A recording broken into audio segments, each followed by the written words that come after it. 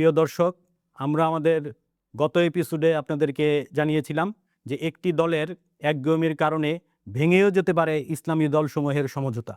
আমরা ইতোমধ্যে এর বাস্তব রূপ দেখতে পেয়েছি।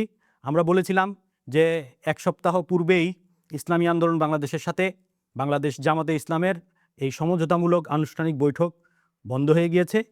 আমরা দুই দলেরই দায়িত্বশীলদের কাছ থেকে জানতে পেরেছি এরপরে আর ইসলামী আন্দোলন বাংলাদেশের সাথে আনুষ্ঠানিক কোনো বৈঠক হয় নাই, যদিও অন্য রাজনৈতিক দলের নেতৃবৃন্দের মাধ্যমে এক সমঝোতার চেষ্টা করা হয়েছে। প্রিয় দর্শক, আমরা আজকে আপনাদেরকে জানাতে চাই যে যেই পদ্ধতিতে যেই অপকৌশলের মাধ্যমে ইসলামী আন্দোলনকে বাধ্য করা হয়েছে এই সমঝোতার জোট ছেড়ে যেতে। প্রিয় দর্শক, আপনাদের নিশ্চয়ই মনে আছে যে ইসলামী আন্দোলন বাংলাদেশের মোহতারাম আমির চরমনায়ের পীর সাহেব সর্বপ্রথম ইসলামী দলসমূহকে নিয়ে ইসলামের জন্য এক বাক্স নীতির এই পলিসি ঘোষণা করেন এবং প্রথমে 6টি ইসলামী দল এতে এই সমঝোতার উদ্যোগে সাড়া দিয়ে পীর সাহেব চরমনায়ের সাথে ঐক্যমত্য পোষণ করে এবং ওনার সাথে দেখা করে বৈঠক করে। সেই 6টি ইসলামী দল হচ্ছে ইসলামী আন্দোলন বাংলাদেশ, বাংলাদেশ খেলাফত মজলিস, নেজামে ইসলাম পার্টি, জমিয়তে ওলামায়ে ইসলাম এবং বাংলাদেশ খেলাফত আন্দোলন। এই সমঝোতার কিছু দূর এগোনোর পরে যখন সংস্কারের আলোচনা চলছিল, তখন এই সংস্কার বিষয়ে ঐক্যবদ্ধ আন্দোলন কর্মসূচির অংশ হিসেবে এই 6টি ইসলামী দল এবং এর বাইরে জামাতে ইসলাম একই ইস্যুতে কিছু কমন আন্দোলনের কর্মসূচি ঘোষণা করার সিদ্ধান্ত নেয়। প্রিয় দর্শক, আপনাদের নিশ্চয়ই মনে আছে সেই সময় বিভিন্ন সংবাদ মাধ্যমে প্রকাশিত হয়েছিল যে এই দলগুলোর সাথে এনসিপি এবং এবি পার্টি সহ আরও কিছু রাজনৈতিক দল এই আন্দোলন সংগ্রামে অংশগ্রহণ করতে পারে, কিন্তু পরবর্তীতে দেখা গেল যে এনসিপি এবং এবি পার্টি বলল যে তারা এই দাবিগুলোর সাথে একমত, কিন্তু আন্দোলন কর্মসূচির সাথে একমত নয়, তাই তারা এই আন্দোলন কর্মসূচিতে অংশগ্রহণ করলো না। আর যেই দাবিগুলোতে আন্দোলনের কর্মসূচি ঘোষণা করা হয়েছিল সেই দাবিগুলোর মধ্যে একটি ছিল পিআর পদ্ধতির নির্বাচন। এই পিআর পদ্ধতির নির্বাচনের দাবির অজুহাত দেখিয়ে জমিয়তে ওলামায়ে ইসলাম এই সমঝোতা ত্যাগ করে এবং আপনারা জানেন পরবর্তীতে জমিয়তে ওলামায়ে ইসলাম বিএনপির সাথে জোটে শরিক হয় এবং বিএনপি জোটের তারা এখন আসন সমঝোতায় 4টি আসন নিয়ে নির্বাচনে অংশগ্রহণ করছে। তো সেই 6 দলের 5 দলে রূপান্তরিত হয় ইসলামী দলসমূহের এই সমঝোতার জোট। পরবর্তীতে এই আন্দোলন কর্মসূচিতে অংশগ্রহণ করার ধারাবাহিকতায় জামাতে ইসলামী বাংলাদেশ এই ইসলামী দলসমূহের সাথে যোগ দেয়, যাতে পুনরায় আবার এখানে 6টি দলে পরিণত হয় এই সমঝোতার জোট। পরবর্তীতে জাকপা এবং বাংলাদেশ ডেভেলপমেন্ট পার্টি এখানে অংশগ্রহণ করলে 8 দলীয় সমঝোতা হয়। এই 8 দলের সমঝোতার ভিত্তিতে আপনারা নিশ্চয়ই অবগত আছেন যে বেশ কিছু আন্দোলন সংগ্রাম এই ভিন্নভাবে এরা করেছে, পরবর্তীতে এরা একীভূতভাবেও কর্মসূচি পালন করেছে। এরপরে এই 8টি ইসলামী দল ইসলামের জন্য এক বাক্স নীতি ঘোষণা করে সারা দেশে বিভাগীয় পর্যায়ে সমাবেশ করে। যেই সমাবেশগুলোতে কোথাও জামাতে ইসলামী বাংলাদেশের আমির ডাক্তার শফিকুর রহমান সাহেব প্রধান অতিথি হন, আবার কোথাও ইসলামী আন্দোলন বাংলাদেশের আমির মুফতি সৈয়দ মোহাম্মদ রেজাউল করিম পীর সাহেব চরমনাই প্রধান অতিথি হিসেবে সমাবেশে অংশগ্রহণ করেন। কোথাও সভাপতি হিসেবে চরমনাই পীর সাহেব, কোথাও সভাপতি হিসেবে জামাতের আমির ডাক্তার শফিকুর রহমান সাহেব সভাপতিত্ব করেন। এই সমাবেশগুলো সমাপ্ত হওয়ার পরে নির্বাচনের তফসিল ঘোষণার পরে দেখা গেল যে এই যে 8 দলীয় জোট তারা একটি মূলনীতি নির্ধারণ করলো যে কিভাবে তারা এই সমঝোতার ভিত্তিতে নির্বাচনে অংশগ্রহণ করতে পারে। আমরা একাধিক রাজনৈতিক দলের কেন্দ্রীয় নেতৃবৃন্দের কাছ থেকে জানতে পেরেছি যে 3টা মানদণ্ডের ভিত্তিতে এই সমঝোতার মাপকাঠি নির্ধারণ করা হয়েছিল। তার প্রথমটি হলো অংশগ্রহণকারী দলগুলোর শীর্ষ নেতৃত্বের জন্য, 2 যেই আসনে যেই দলের প্রার্থী যেই দলের সাংগঠনিক শক্তি বেশি সেই আসনে সেই দলের প্রার্থী নির্বাচন করবে। 3 হলো যেই দলের প্রার্থী সাংগঠনিক শক্তিকে ওভারকাম করে বিজয় ছিনিয়ে আনতে পারবে সেই প্রার্থী সেই আসনে নির্বাচন করবে। সিদ্ধান্ত হয়েছিল তফসিল ঘোষণার পরে যে সিদ্ধান্ত নিয়ে তারপরে মনোনয়নপত্র উত্তোলন করা হবে, কিন্তু আমরা ইসলামী আন্দোলন বাংলাদেশের কেন্দ্রীয় নেতৃবৃন্দের কাছে জানতে পারি যে, এবং আমরা নিজেরাও বিভিন্ন ফেসবুক পোস্টের মাধ্যমে আমরা দেখতে পারি যে সবার প্রথমে বাংলাদেশ জামাতে ইসলামী বিভিন্ন আসনে তাদের প্রার্থীদের মনোনয়নপত্র উত্তোলন করে এবং সেইগুলোর ছবি ফেসবুকে ভাইরাল হয় বা ফেসবুকে প্রচারিত হয়। তো ইসলামী আন্দোলন বাংলাদেশের কেন্দ্রীয় নেতৃবৃন্দের মন্তব্য হলো যে সিদ্ধান্ত হওয়ার আগেই বাংলাদেশ জামাতে ইসলামী এই মনোনয়ন ফরম তোলা শুরু করেছেন। পরবর্তীতে যখন বিভিন্ন সংগঠন থেকে তাদেরকে এই ব্যাপারে প্রশ্ন করা হয়েছে তখন তারা বলেছেন সব আসনেই অন্যরাও মনোনয়নপত্র উত্তোলন করতে পারে, আর মনোনয়নপত্র উত্তোলন করার পরে সমঝোতা শেষ হলে শুধুমাত্র যেই দলের যেই প্রার্থী সমঝোতায় প্রার্থী হবেন এই দলগুলোর পক্ষ থেকে সেই দলই মনোনয়নপত্র জমা দিবেন। কিন্তু ইসলামী আন্দোলন বাংলাদেশ শক্ত করেই বলছে যে সমঝোতার এই পর্যায়ে সারা দেশে ইসলামী আন্দোলনের প্রার্থীরাও মনোনয়ন ফরম সংগ্রহ করে এবং সমঝোতার আলোচনা শুরু করার জন্য চাপ দেয়। ইসলামী আন্দোলন বাংলাদেশের সংবাদ সম্মেলনে শুনেছেন যে তারা বলেছেন সমঝোতার প্রথম বৈঠক 2 আমিরের 9 ডিসেম্বর হয়েছিল এবং মনোনয়নপত্র জমা দেওয়ার শেষ দিন 29 ডিসেম্বর। এই 29 ডিসেম্বরের আগেই সমঝোতা শেষ করে একক প্রার্থী মনোনয়নপত্র জমা দিবে, এটা ছিল এই সমঝোতার দলগুলোর লক্ষ্য। কিন্তু ইসলামী আন্দোলন বাংলাদেশের পক্ষ থেকে স্পষ্ট করেই বলা হচ্ছে সমঝোতার জন্য বারেবারেই চাপ প্রয়োগ করার পরেও জামাতে ইসলামী বাংলাদেশ সেই সমঝোতা বৈঠকগুলো কমপ্লিট করে নাই, বরং ইসলামী আন্দোলন বাংলাদেশের কোনো কেন্দ্রীয় নেতৃবৃন্দ আমাদেরকে জানিয়েছেন যারা এই সমঝোতার আলোচনায় ছিলেন যে একদিন আলোচনায় যত দূর অগ্রসর হওয়া যেত মাঝপথেই জামাতে ইসলামী বাংলাদেশের পক্ষ থেকে সেই আলোচনাকে থামিয়ে দেওয়া হতো। এবং তারা আরও বলছেন সমঝোতা শুরুতেই একটি ব্যাপারে সবাই ঐক্যমত্য পোষণ করে, সেটা হলো সমঝোতা শেষ না হওয়া পর্যন্ত এই সমঝোতার ব্যাপারে কোনো মিডিয়াকে কেউ এই আসন সংখ্যার ব্যাপারে কোনো কিছু বলবে না। কিন্তু প্রথম বৈঠকের পরেই দেখা গেল যে জামাত ঘরানার যেই সমস্ত অ্যাক্টিভিটিস আছে বিভিন্ন মিডিয়ায় তাদের বরাতে বিভিন্ন দলের জন্য বরাদ্দকৃত আসনের সংখ্যা প্রকাশ হতে লাগলো। সেখানে ইসলামী আন্দোলনের জন্য কোথাও 17, কোথাও 27, কোথাও 29 এইগুলো চলতে থাকলো। বৈঠকে ইসলামী আন্দোলন বাংলাদেশের নেতৃবৃন্দ স্পষ্ট করে বলেন যে এই সম্পর্কে জিজ্ঞেস করলে তারা বলে আমরা এগুলো জানি না। আর আমরা দেখেছি প্রতি বৈঠকেই বৈঠক শেষ করে বেরিয়ে আসার আগেই বিকল্প মিডিয়ায় এই সংবাদ প্রচারিত হয়ে যায় এবং বিভিন্ন পত্রিকায় জামাত নেতৃবৃন্দের বরাতে এই সমস্ত আসনের সংখ্যা প্রকাশিত করা হয়। এইভাবে করে মাঠ পর্যায়ে ইসলামী আন্দোলন বাংলাদেশের আসন নিয়ে একটি বিভীষিকাময় তথ্য উপস্থাপন করা হয়েছে। ইসলামী আন্দোলন বাংলাদেশ মনে করে যে এই যে তথ্য ছড়ানো হয়েছে এটাতে যে প্রতিশ্রুতি যে ওয়াদা এটা ভঙ্গ হয়েছে, যার কারণে বিকল্প মিডিয়ায় পক্ষে বিপক্ষে প্রচুর পরিমাণে কাদা ছুড়াছুড়ি হয়েছে এবং ইসলামী আন্দোলনের বাংলাদেশের কেন্দ্রীয় নেতৃবৃন্দের অনেকে বলেন যে এই কারণে ইসলামী আন্দোলন বাংলাদেশের কার্যক্রমে বিরূপ প্রতিক্রিয়া পড়েছে, ইসলামী আন্দোলন বাংলাদেশের তৃণমূলে বিরূপ প্রতিক্রিয়া পড়েছে। তারা স্পষ্ট করেই বলেন যেহেতু সমঝোতার শেষ দিন পর্যন্ত আসন সংখ্যার সমঝোতায় ঐক্যমত্য হয়নি, তাহলে প্রাথমিক সিদ্ধান্তে যেটা ছিল যে সমঝোতা শেষ হওয়ার আগে এই সংখ্যা প্রকাশ হবে না, সেটা কিভাবে সংবাদ মাধ্যমে গেল। ইসলামী আন্দোলন বাংলাদেশ তাদের সংবাদ সম্মেলনে স্পষ্ট করেই বলেছে যে একসাথে চলতে গেলে আস্থা, বিশ্বাস এবং শ্রদ্ধা, ভালোবাসার সম্পর্ক লাগে।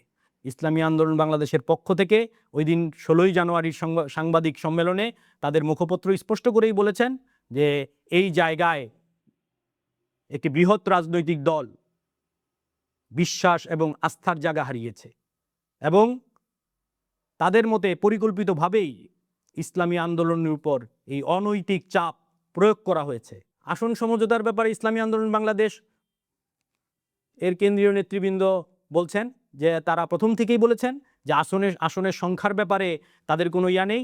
যেই 3টি মৌলিক বিষয় আসনের জন্য নির্ধারণ করা হয়েছিল তার আলোকে যেই রাজনৈতিক দল যেই কয়টি আসন পায় ইসলামী আন্দোলন বাংলাদেশ সেই কয়টি আসন মেনে নিতে প্রস্তুত।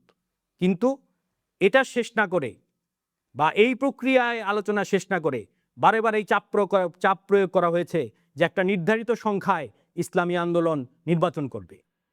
ইসলামী আন্দোলন বাংলাদেশের কেন্দ্রীয় নেতৃবৃন্দ বলছেন যে আপনারা তাদের প্রকাশিত তালিকার অনুযায়ী দেখুন যে যেই সব জায়গায় ইসলামী আন্দোলন বাংলাদেশের সাংগঠনিক শক্তি বেশি, যেই সব জায়গায় ইসলামী আন্দোলন বাংলাদেশ নির্বাচন করলে একটি পজিটিভ রেজাল্ট হতে পারে মতো সেই আসনগুলো ইসলামী আন্দোলনের জন্য না রেখে বরং অন্য রাজনৈতিক দল এবং জামাতে ইসলাম নিজে সেই আসনগুলোকে রেখেছে। ইসলামী আন্দোলন বাংলাদেশের জন্য যেই আসনের প্রস্তাবনা দেওয়া হয়েছে ইসলামী আন্দোলনের কেন্দ্রীয় নেতৃবৃন্দ বলেন যে আপনারা সেই তালিকাটা দেখুন, এটাও যে তারা কথা এবং কাজে মিল নেই তা আপনারা দেখতে পারবেন। তারা সাংবাদিক সম্মেলনে বলেছে যে 50টি আসন রাখা, পরবর্তীতে ঘোষণার পর আগে দেখা গেল যে আসলে ইসলামী আন্দোলনের জন্য তাদের যে প্রস্তাবনা সেটা 47টি আসনের এবং ওই আসনগুলো বিশ্লেষণ করে দেখা গেল যে আসলে আসন রাখা হয়েছে 42টি আর 5টি আসন সেটা কিন্তু ইসলামী আন্দোলনের জন্য রাখা হয় নাই, বরং ওই 5টি আসন জোটের অন্য দলের যে প্রার্থী তাদেরকেও বরাদ্দ দেওয়া হয়েছে। অর্থাৎ ভিন্ন কথায় ওই 5টি আসন উন্মুক্ত রাখা হয়েছে। তাহলে এই যে কথা এবং কাজের ঘাটতি, আস্থা এবং বিশ্বাসের ঘাটতি, এটাকে ইসলামী আন্দোলন বড় করে দেখছে। ইসলামী আন্দোলন আরও বলছে যে যেহেতু মাপকাঠি নির্ধারণ করা হয়েছিল যেই আসনে যেই এলাকায় যেই সংগঠনের শক্তি বেশি এবং যেই সংগঠনের প্রার্থী বিজয়ী হওয়ার সম্ভাবনা বেশি সেই আসনে সেই দল নির্বাচন করবে, কিন্তু জামাতে ইসলামী বাংলাদেশ সেই কাজটা না করে বরং মরলীপনার মাধ্যমে যেখানে ইসলামী আন্দোলন শক্তিশালী সেই আসন হয় তারা নিজে রাখা অথবা যেই দলের তৃণমূল পর্যায়ে কোনো কাজই নাই তাদেরকে বরাদ্দ দেওয়া হয়েছে বা প্রস্তাব করা হয়েছে। বারে বারেই এই চেষ্টা করা হয়েছে, যেই কারণে দীর্ঘ 9 তারিখ থেকে 29 তারিখ পর্যন্ত এই দীর্ঘ 20 দিনেও সমঝোতার শেষে পৌঁছানো সম্ভব হয় নাই।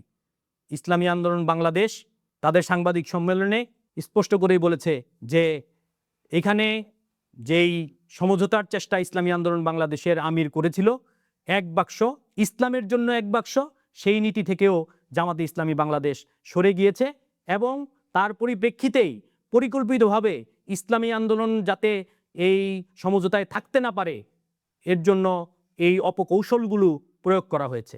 ইসলামী আন্দোলন বাংলাদেশ তাদের যে নির্ধারিত যেই আসনগুলোর কথা বলা হয়েছিল সেই আসনগুলো তারা উদাহরণ দিয়ে বলেন যে দেখেন আপনারা যে ভোলায় জামাতে ইসলামী বাংলাদেশ এবং ইসলামী আন্দোলন বাংলাদেশ ছাড়া অন্য কোনো সংগঠনের তৃণমূলে কোনোই ভিত্তি নাই, অথচ ভোলায় ডেভেলপমেন্ট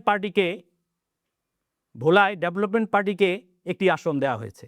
একইভাবে পটুয়াখালীতে যেখানে বরিশাল বিভাগে 2টি আসন ছাড়া ইসলামী আন্দোলন একচ্ছত্রভাবে অন্য দলগুলোর চেয়ে এগিয়ে, সেই বরিশাল বিভাগের পটুয়াখালী 1 আসন এবি পার্টির ঈগল মার্কাকে দেওয়া হয়েছে, যার তৃণমূলে কোনো কর্মীর চিহ্নও নাই। অথচ এই আসন ইসলামী আন্দোলন প্রথম থেকেই বলেছিল যে এখানে ইসলামী আন্দোলন অন্য কোনো পার্টিকে ছাড় দিবে না। একইভাবে বরিশাল জেলায় 6টি সংসদীয় আসনের মধ্যে সব এই সমঝোতার দলগুলোর মধ্যে ইসলামী আন্দোলন বাংলাদেশ যোজন এগিয়ে, কিন্তু জামাত ইসলামী বাংলাদেশ এই 6 আসন ইসলামী আন্দোলন বাংলাদেশকে দিতে রাজি না, কিন্তু তারা আবার এখানে কিন্তু এবি পার্টিকে বরিশাল 3 এবং তারা নিজেরা বরিশাল 4 এই আসন নিয়ে নির্বাচন করতে চায়। ইসলামী আন্দোলনকে যেখানে তাদের সাংগঠনিক শক্তি বেশি তাকে দেওয়া যাবে না, আর যেই পার্টির ওইখানে কর্মী নেই, কার্যক্রম নেই, তাকে দেয়া যাবে।